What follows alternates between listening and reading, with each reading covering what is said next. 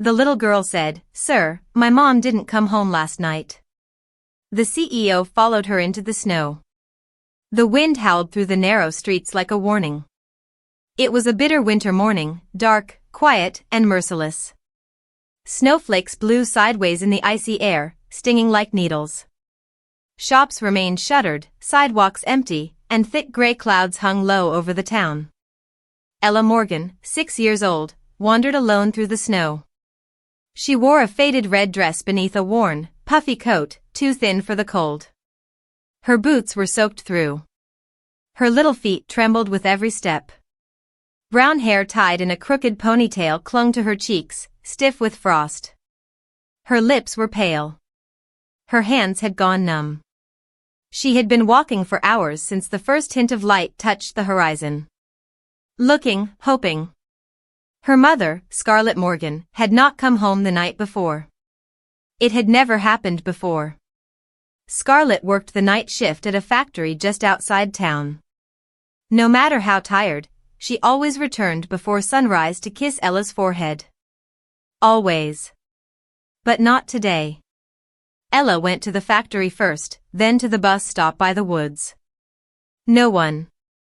Just silence, snow, and wind that made her eyes water. Her teeth chattered as she whispered to herself.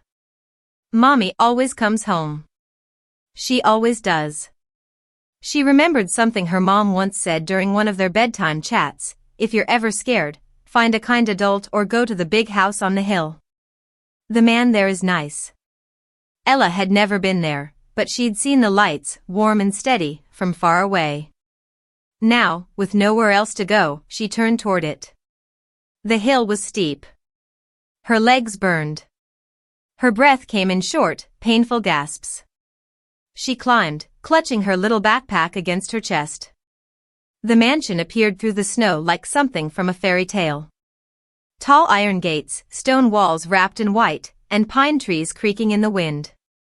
Ella reached the gate, unsure what to do. She looked up at a small camera above the post. Did it see her? Did it matter? A gust knocked her sideways. She caught herself, barely. Her breath came out in clouds. Her legs ached. She couldn't think anymore. She sat down, curling up in front of the gate, arms around her knees, head tucked in. A loud flutter overhead, a crow bursting from a branch. Ella flinched, tried to stand, but her legs gave way. She collapsed into the snow. Then a soft click. The gate opened. A tall man stepped out. Ethan Caldwell, 38, wore a long black coat and gray scarf. His sharp jawline and intense gaze gave him a commanding presence. In one hand, he held a leather briefcase headed for an early meeting until he saw her. A tiny girl crumpling into the snow. He dropped the briefcase. Hey, he called out, sprinting toward her. Sweetheart. Ella fell forward. Ethan reached her just in time, catching her before she hit the ground. He knelt beside her, wrapped his coat tightly around her, shielding her from the wind. Hey, can you hear me? She stirred faintly. Her small hand grasped his jacket, and she whispered, barely audible. Sir, my mom didn't come home last night. I'm looking for her. Then her hand went limp. Her eyes fluttered shut. Ethan's heart kicked. He scooped her up, holding her close. She was feather light, ice cold. He raced back through the gate. Call the doctor, he shouted to the staff. Turn on the fireplace now. Inside, warmth radiated from the grand hearth.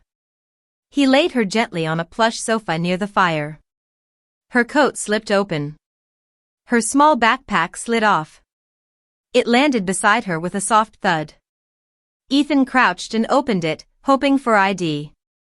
Inside torn gloves, a crumb-filled lunchbox, and a folded sheet of paper, a child's crayon drawing of a blonde woman holding hands with a small girl under a sun.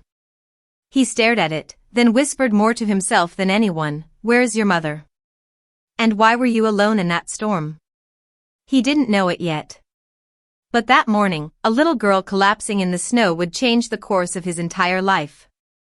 Warmth. That was the first thing Ella felt when she opened her eyes. A soft golden glow flickered nearby. Firelight. The smell of cinnamon and cedar filled the room. Unfamiliar but comforting. She blinked, eyes adjusting to the elegant furnishings, a high ceiling, shelves full of books, a fireplace with dancing flames, and a thick blanket pulled up to her chin, and a man sitting beside her. He wasn't smiling, not exactly, but his eyes had softened. The sharpness she'd seen through the snow was gone. In its place was quiet concern. He was holding a steaming mug. "You're awake," he said gently. "That's good. You gave us a bit of a scare." Ella shifted slightly, her small hands clutching the blanket. She didn't speak. The man held out the mug. "It's just warm water, no pressure." She took it carefully, her fingers still trembling. "I'm Ethan," he added, his voice calm and even. "You're safe now. Can you tell me your mother's name?" Ella hesitated. Then she whispered. "Her name is Scarlett Morgan." He nodded slowly. "Do you know where she works?" Ella's gaze dropped to her lap. "At a big place with noisy machines. She goes there when it's dark and then she always comes home." Her voice cracked on the last word. Ethan's expression shifted. Something sharp flickered across his features. Scarlett Morgan. The name rang a distant bell. He stood across the room and returned with his phone. His fingers moved quickly across the screen. He turned slightly to glance at Ella. "That big place, does it have lots of lights at night?" Ella nodded. "And do the people wear vests, hats?" She nodded again. Ethan's stomach twisted. There were dozens of facilities under Caldwell Industries, but only a few that ran overnight production lines near this part of town. "I think I know where your mom works," he said quietly. Ella's lip trembled. "Did I mess something up? I'm sorry I came to your house." Ethan crouched down to her level. "No," he said firmly. "You reminded me what matters." He stood again, already dialing. Within minutes, his head of HR was on the line.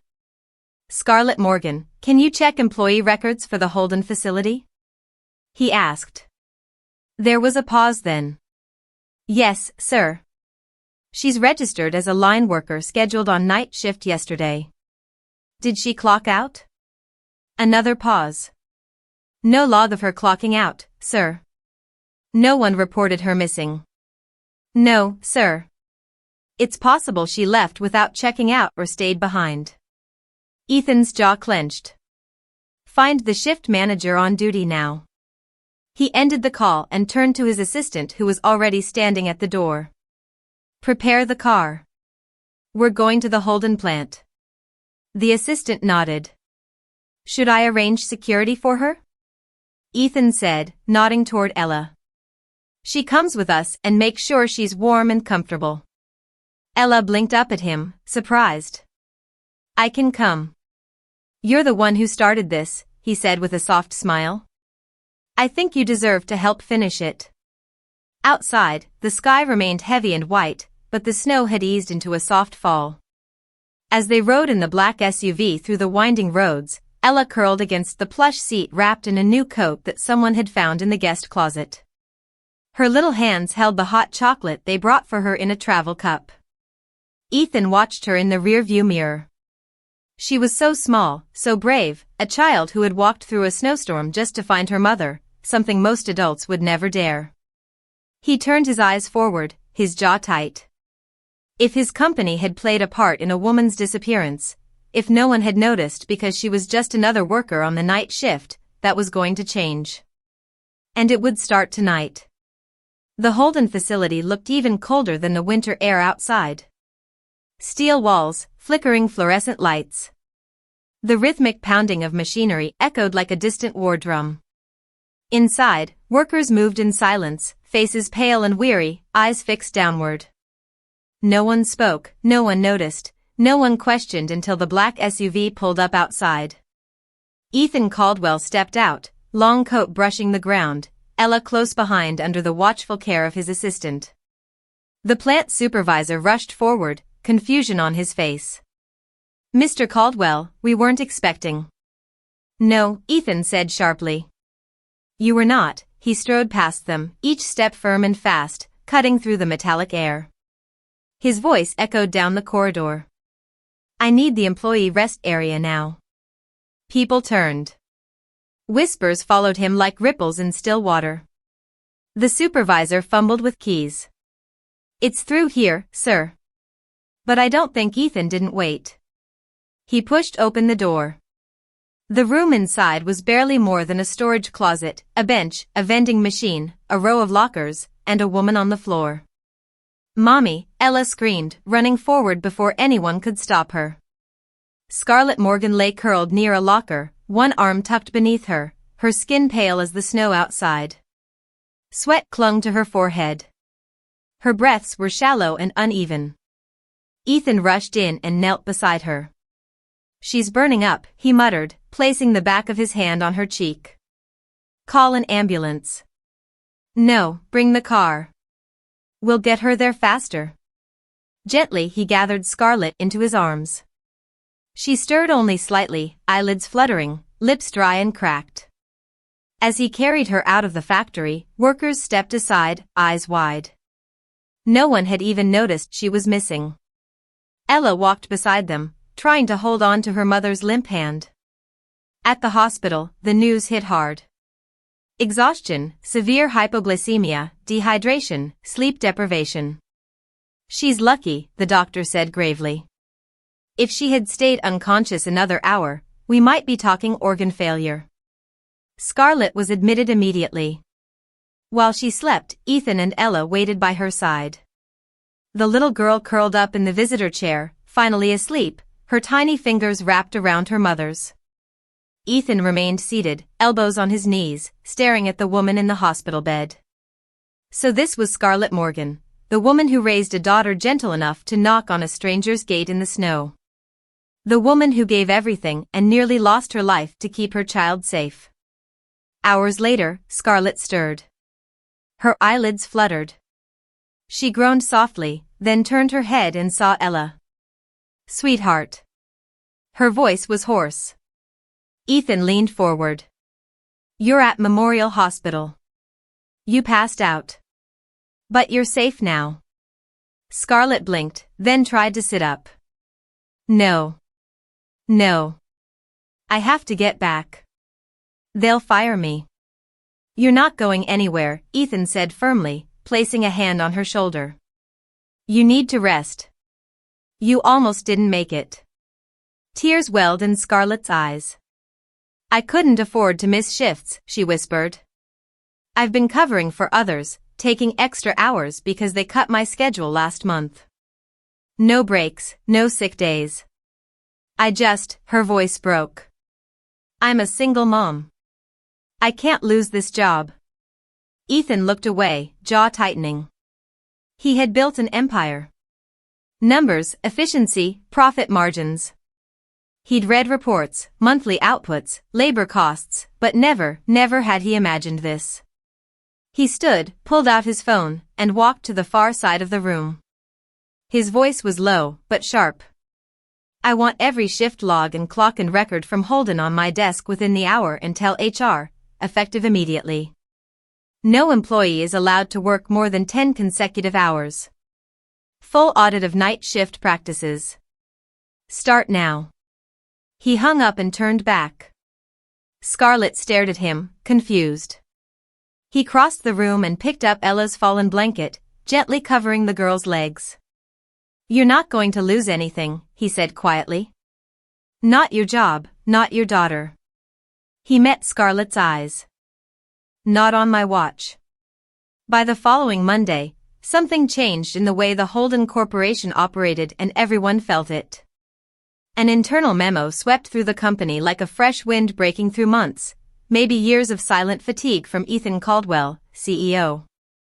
Subject: immediate policy reforms effective immediately. Maximum shift length reduced to 10 hours. Mandatory breaks every 4 hours. Emergency health funds established for on-site incidents. Dedicated support program launched for single parents, including flexible hours, financial consultation, and in-house child care assistance. Most employees read it twice. Some thought it was a joke, but it wasn't. Supervisors were summoned for retraining. HR representatives were called into weekend meetings. And across the company's network of facilities, whispers turned into cautious smiles. At the center of it all, completely unaware of the storm she had unintentionally set off, Scarlett Morgan sat on her hospital bed, cradling a cup of lukewarm tea, reading a letter hand-delivered by an assistant from Ethan's office. It was a formal offer, a part-time assistant role at the corporate headquarters. Higher pay, shorter hours, a schedule that allowed her to be with Ella in the mornings and evenings. Scarlett blinked. Twice, she whispered. There has to be a mistake. Later that afternoon, she met with Ethan in person in a sleek office with floor-to-ceiling windows and shelves lined with books she couldn't pronounce. Ella sat quietly in a corner chair, legs swinging, drawing cats on sticky notes. Scarlett clutched the job offer like it might vanish. I'm not qualified for this, she said quietly. And I still don't understand. Why would someone like you care about someone like me? Ethan leaned forward, elbows resting on his desk. Because someone like you matters more than most people I know. His words weren't polished. They didn't sparkle with corporate lingo, but they landed. And Scarlett for the first time in years felt seen. She accepted. Her first day at the office was awkward, intimidating.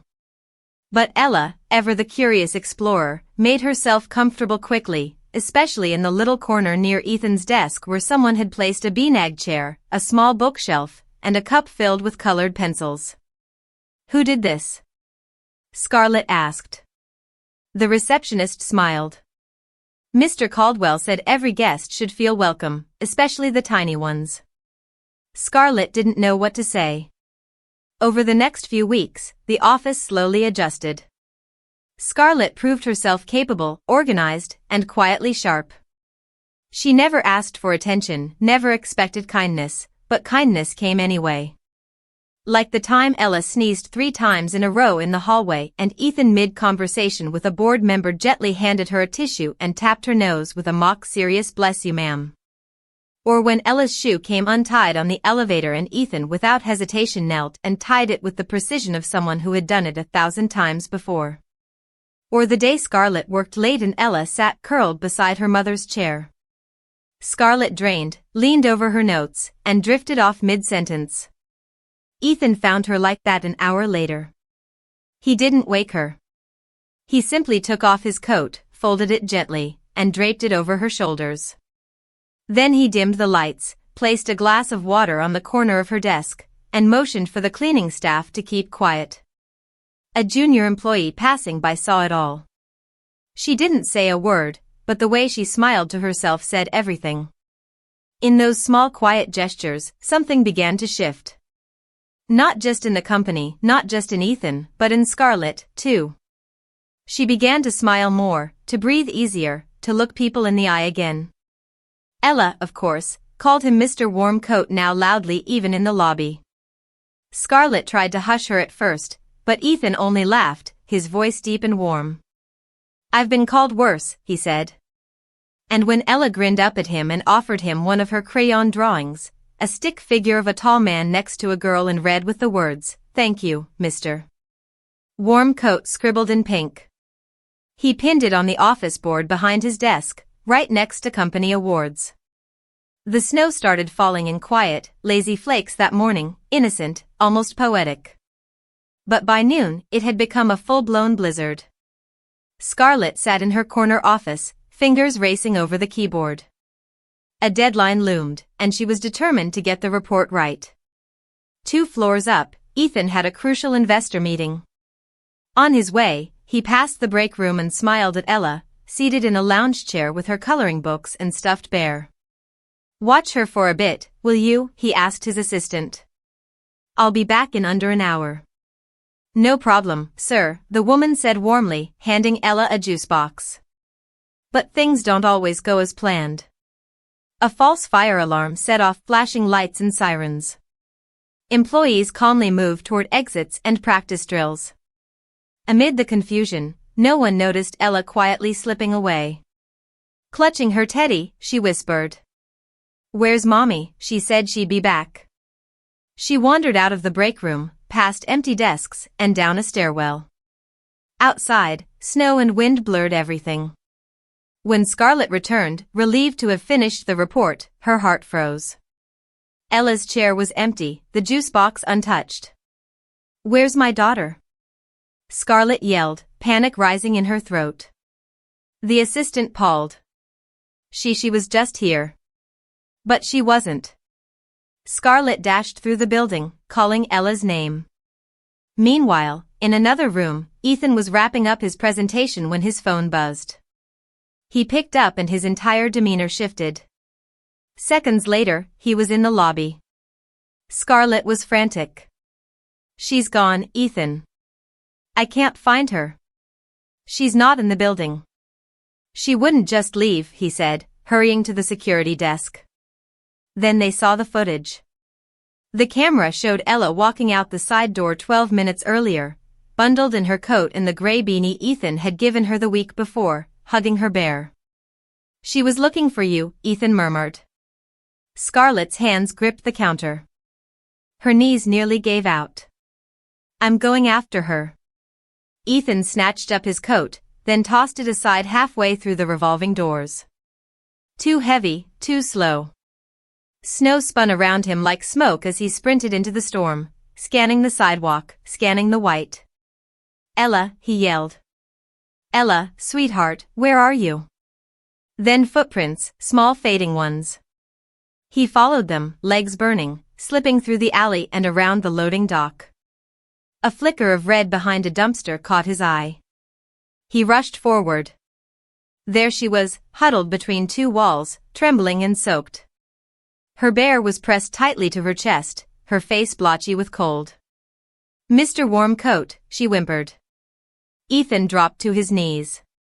"Oh, sweetheart." He gently scooped her up, pulling her into his arms. Her body was ice cold. He cradled her against him, shielding her from the wind. His voice cracked as he whispered, "You scared me to death, little lady. I thought I lost you." Ella murmured something into his shoulder. He held her tighter. Moments later, Scarlett came skidding around the corner, slipping on the ice. She saw them and let out a cry. Half relief, half heartbreak. She fell to her knees, embracing them both. "I'm so sorry, baby. I'm here now. I'm so sorry." Ella buried her face in Scarlett's scarf. Ethan didn't let go. Around them, the storm raged, but in that small corner, the three of them formed a fragile circle of warmth. Later, back inside, they sat wrapped in blankets, sipping cocoa. Ella clung to her bear. Scarlett pressed kisses to her daughter's forehead again and again. Ethan stood nearby, hair damp with melted snow. His hands shook, not from cold, but from what could have been lost. He crouched down beside them, his voice and low. "You too, you've become my whole day. My entire damn day," he said, brushing a wet strand of hair from Ella's cheek. "I didn't realize how much until I thought I lost her." Scarlett looked up at him, her eyes full and wide. This wasn't about a job anymore. Not about a company. Not even about a rescue. It was about connection. Real human life-altering connection. And none of them would ever be the same again. Scarlett hadn't expected silence to feel so strange. After everything that happened during the snowstorm, Ethan had insisted she take 2 days off. Paid, he'd added firmly. No debate. She spent the first morning curled up with Ella on the couch, watching cartoons and drinking cocoa. The apartment was small but warm, and for once, the constant pressure of survival didn't sit heavy on her chest. Just before noon, there was a knock at the door. Ella opened it and gasped. A delivery man stood holding a large woven basket wrapped in cellophane tied with a silver ribbon.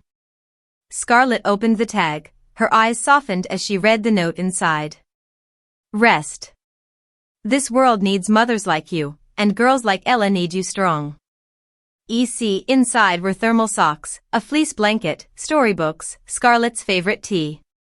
How did he know? And a new sketchbook for Ella. Ella hugged the books. Mommy, it smells like Mr. Warm Coat. Scarlett laughed, wiping a tear before Ella could see. Later that day, Ella decided to make something back. She rummaged through drawers and sat down with cardboard, glitter, and glue, working with fierce determination. By afternoon, she had created a crooked but colorful card. 3 stick figures, one tall, one medium, one small, stood holding hands beneath falling snow. In bright crayon letters, it read, "Happy birthday, Mr. Warm Coat. We like you so much." Scarlett smiled. But it's not his birthday. I know, Ella whispered. But maybe he didn't get one. Now he does. The next morning, Scarlett brought the card to Ethan's office. She stood outside his door for a long moment, then knocked. Come in, he called. She stepped inside, offering the card. It's from Ella, she said. And thank you for everything. The basket, the note. It meant more than you know. Ethan took the card with surprising gentleness. His smile was quiet. How did I get so lucky to meet you two in the snow? Scarlett looked away, cheeks warm. It didn't feel lucky at the time. He placed the card on his desk like it was something delicate. Sometimes the best things start where everything feels wrong. A few days later, the company hosted its annual charity gala in the downtown atrium under a glass ceiling scattered with lights like stars. Scarlett hadn't expected to be invited. She wore a simple blue dress and stayed toward the back. Then the lights dimmed. Ethan walked on stage. Behind him, a large screen lit up, snow swirling, images of workers, and finally Ella's card. Their 3 stick figures enlarged and glowing. Scarlett's heart stopped. Ethan began to speak. I want to tell you about someone, he said, voice calm but full. A mother, one who reminded me what leadership means, who reminded this company what humanity looks like. He told their story without names, but everyone understood about the blizzard, about sacrifice, about the quiet strength of people often overlooked. And then he turned toward her. Scarlett Morgan, he said, reaching out a hand. Would you join me? Her breath caught. People clapped. She made her way to the stage, her steps unsteady. Ethan gave her space. No pressure, just presence. Scarlett stepped up to the mic, her voice barely steady. I'm not brave, she began. I'm just a mom trying to be enough for someone small. And somehow I found someone who made me feel enough, too. The room exploded with applause. Ethan stepped forward.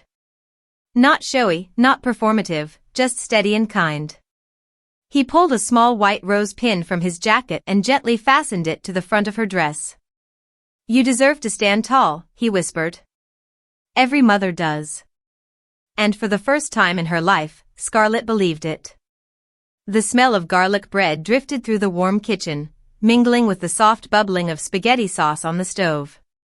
The Caldwell estate, usually echoing with silence, now hummed with something far gentler. Laughter, small footsteps, and the clatter of plates. Ethan had insisted it be a simple evening. No suits, no speeches, just dinner, just them. Scarlett looked almost shy as she sat at the kitchen island, her golden hair tied up loosely, sleeves rolled to her elbows. She was tossing a salad while Ella, wearing an apron 3 sizes too big, stirred a pot with exaggerated importance. Chef Ella, Ethan said with mock seriousness. How is our sauce coming along? Ella nodded solemnly. It's red. That's good, right? Ethan grinned. Perfect. Later, they sat on the floor in the living room, bowls of spaghetti balanced in their laps, watching old cartoons projected on the wall. Scarlett leaned back against a pillow, barefoot, relaxed in a way Ethan had rarely seen. Ella curled up between them, slurping noodles with a satisfied sigh. When the movie ended, Ella bounded off to the kitchen for more popcorn, her messy braid bouncing behind her. As soon as she was out of earshot, Ethan turned slightly toward Scarlett. His voice, usually so composed in boardrooms, was uncertain now. "I used to think I was too busy for a family," he said quietly. "Too focused, too structured. But now I find myself waiting for your footsteps outside my door." Scarlett's breath caught. She looked at him, not with disbelief, but with something softer. "Hope." Her voice was gentle when she replied, "You didn't need to fix our life, Ethan. But somehow you became part of it." He was about to speak again when Ella returned, plopping down into his lap with a small bowl of popcorn. "If we lived here," she said casually, reaching for a kernel, "would I get pancakes every morning?" Scarlett laughed, shaking her head. "Ella." But Ethan only chuckled, ruffling her hair. "Only if you help me cook." Ella gasped, thrilled by the idea. "Can we make blueberry ones and maybe chocolate chip? And can we have a puppy?" Scarlett gave Ethan a warning glance. He winked. As the laughter faded into a moment of quiet, Ethan stood and walked over to the small storage closet under the stairs. He knelt down, opened it slowly and pulled out a tiny backpack red with cartoon stars and Ella's name stitched across the front in bright yellow thread. He held it out without a word. Scarlett's hand went to her chest. Ella stared wide-eyed. That's my name." Ethan crouched beside her, voice low and sincere. "Just in case," he said, "you ever want to stay?" Scarlett blinked rapidly, her throat tightened with emotion. It wasn't a grand speech, not a fairy tale proposal, just a gesture, thoughtful, intentional, real. Ella hugged the backpack like it was treasure. Then she reached for Ethan's hand and whispered, "Does this mean we belong?" Ethan nodded, his voice thick. "You always did." The fireplace crackled behind them. Outside, the snow had stopped falling. Inside, for the first time in a very long time, it felt like home. The snow had returned that morning, soft but steady, blanketing the world in quiet white.